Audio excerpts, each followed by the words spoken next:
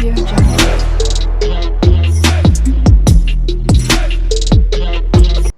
اللہ الرحمن الرحیم۔ السلام علیکم دوستو، میں ہوں آپ کا اپنا ہوسٹ مبین علی چودھری ایڈوکیٹ، اور آپ کے سامنے حاضر خدمت ہوں ایک نئی ویلاگ کے ساتھ۔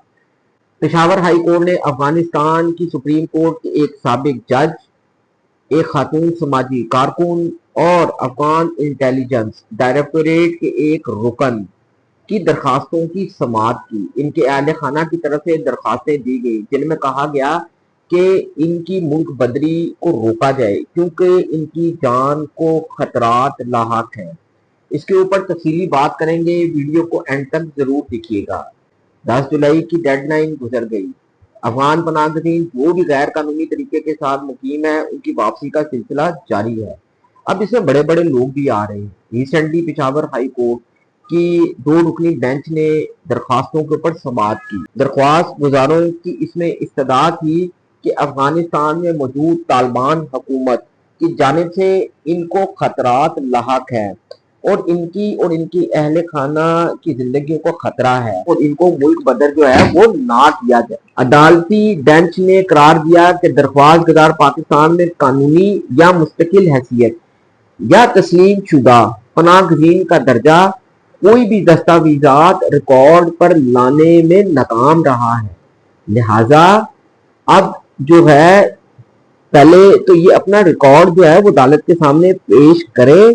بینچ نے اس بات کی بھی نشاندہی کی کہ درخواست گزاروں نے نہ تو کسی تیسرے ملک میں آباد کاری کے لیے UNHCR کی کوئی سفارشات پیش کی ہیں اور نہ ہی کسی غیر ملکی سفارت خانے یا دیگر مجاز اتھارٹی کی جانب سے کوئی ایسا دستاویزات پیش کی ہیں جس سے اندازہ ہو سکے کہ یہ لوگ جو ہیں تیسرے ملک جانے کے خواہاں ہیں۔ ایسا کوئی بھی قانونی چیز یہ ریکارڈ کے اوپر یا ایسا کوئی ڈاکومنٹ بھی ریکارڈ کے اوپر نہیں لا سکے جس سے ان کو تحفظ فراہم کیا جا سکے۔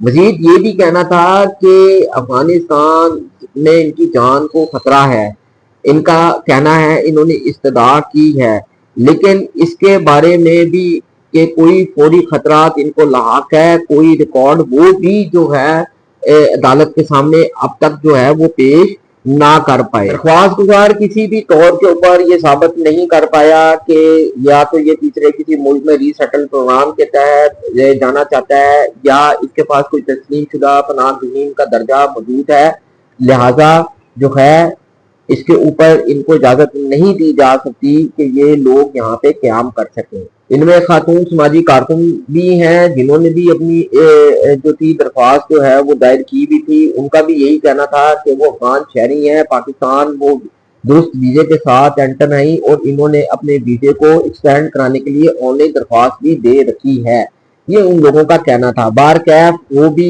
ایک اپنے جو کیس کو پوری طریقے کے ساتھ جو تھیں وہ بیان نہیں کر پائیں اور ریکارڈ پر وہ چیزیں نہ لا پائیں جو قانونی طور پہ اس چیز کو تسلیم کریں کہ ہاں واقعی یہ پناہ گزین جو ہیں یہ تسلیم شدہ پناہ گزین ہیں، یہ UNHCR جو ہیں وہاں سے رجسٹرڈ ہیں، تو ایسا کوئی بھی مواد یہ کورٹ کے سامنے یہ بھی پیش نہ کر پائیں۔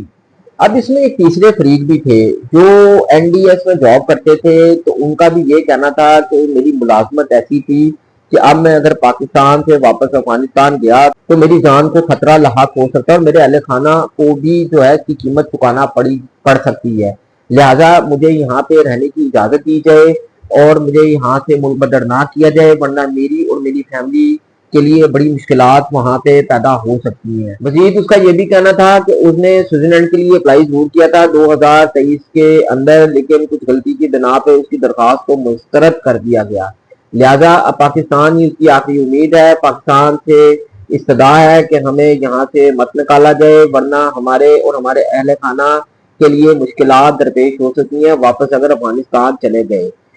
10 جولائی کی ڈیڈ لائن دی گئی تھی ان لوگوں کے لیے جو بھی غیر قانونی طریقے کے ساتھ مقیم ہے پاکستان کے اندر، خاص طور پہ وہ لوگ جو اوور سٹے ہو چکے ہیں، جن کے پاس کوئی ویزا نہیں ہے یا جن کے پاس کوئی قانونی دستاویزات ہی نہیں ہے۔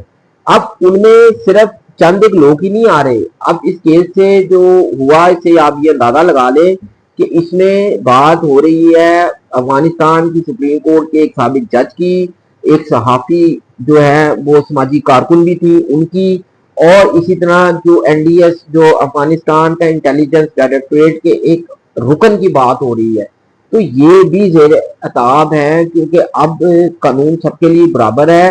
جس کے پاس قانونی دستاویزات ہوں گے، جس کے پاس ویلڈ پاکستانی ویزا ہوگا، یا جو قانونی طریقے کے ساتھ یہاں پہ مقیم ہوا، اسی کے لیے یہاں پہ رہتا ہے، وہی پاکستان میں مقیم رہ سکتا ہے۔